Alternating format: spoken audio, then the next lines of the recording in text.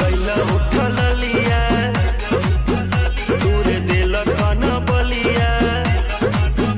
काट लेला बजिया रे हमर से